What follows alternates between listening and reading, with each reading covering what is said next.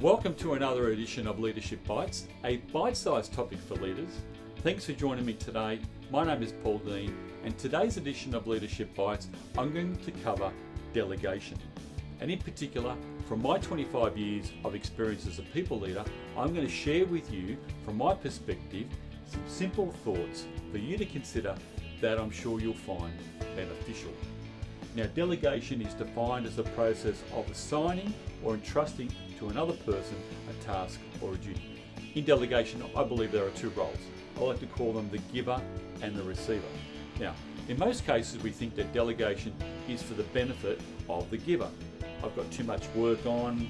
We might think that if we offload some of the tasks, if I delegate, then my workload is going to be perhaps a whole lot easier.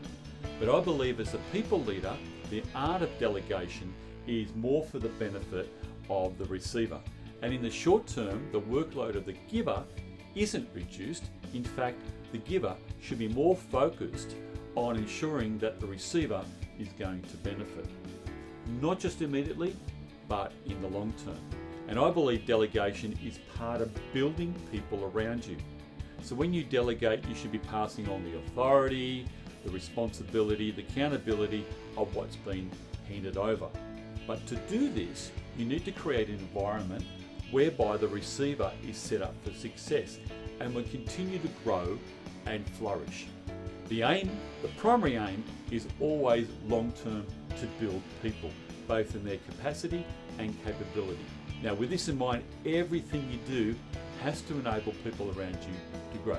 Now, delegation can be quite challenging, whereby we may not feel comfortable handing over the task, but it's not for our benefit, but to grow and flourish those around us. Now, perhaps if we do it stepwise, the delegation of tasks should be within the receiver's capability, but to slightly stretch them at the same time.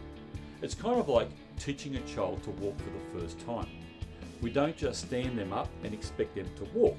No, perhaps we start with standing them up and holding them step by step.